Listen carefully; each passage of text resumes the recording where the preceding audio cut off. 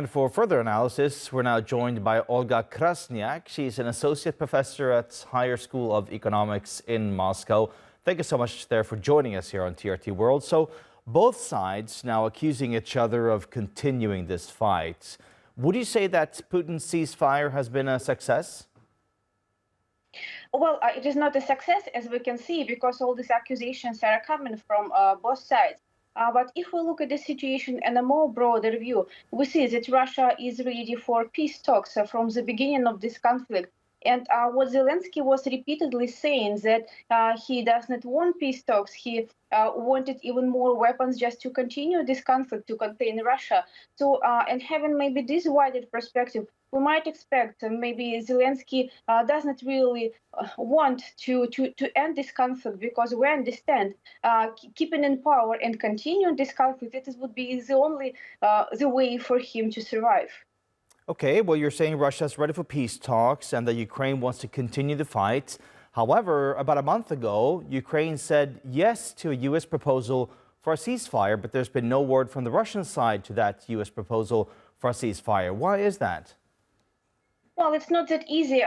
Was presented because for Russia just to agree to stop this conflict, that would be the way to acknowledge that Russia's interests are considered by Western countries. And it's not that easy way just to stop immediately, because we need to resolve the initial reasons why actually this conflict was started. And not even 2022, but even before, because we know, as President Trump, he said just some time ago, during his first presidency, the United States has started to supply Ukraine with weapons, basically for what? To contain Russia in the future. So we see, without resolving initial problems of this conflict, expansion NATO to the east, and considering Russia's security issues, so it would not be that easy to end this conflict just because somebody wants or does not want. Okay, you're saying it's not, you can't just stop fighting from one day to the next. Isn't that what Putin just did? Announcing a ceasefire unilaterally yesterday for 30 hours? Well, it's a gesture. It's a Christian gesture, because we have Easter today, and just only, it's maybe some humanitarian purposes, including this weapon of prisoners of war. So in this case, I would consider this as just only a goodwill gestures. But I would expect that this conflict will continue, and something what is happening on the battlefield. It is what important for Russia to strengthen its position, and actually just to show what we want and what we need. So, and I would expect the continuation of the war conflict. Okay, but you're saying that Russia is ready for peace talks. Zelensky has been calling repeatedly over the last couple of hours for a 30-day ceasefire to give peace a chance. Those are his words. Do you think that Putin might be able to agree to that, to give peace a chance?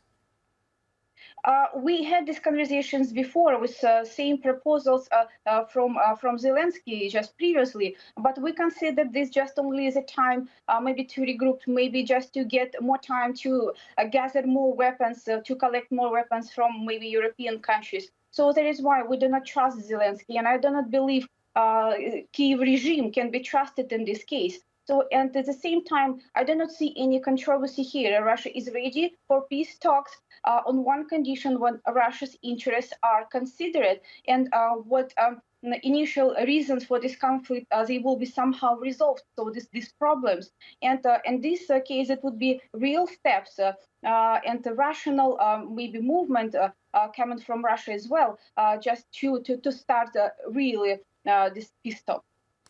Professor, since you work at the Higher School of Economics in Moscow, I'm also interested to hear your take on this new minerals deal being signed between the U.S. and Kiev. They have a moratorium signed a couple of days ago, and they're going to discuss it in this coming week. What do you think that's going to lead to? Is that going to bring peace?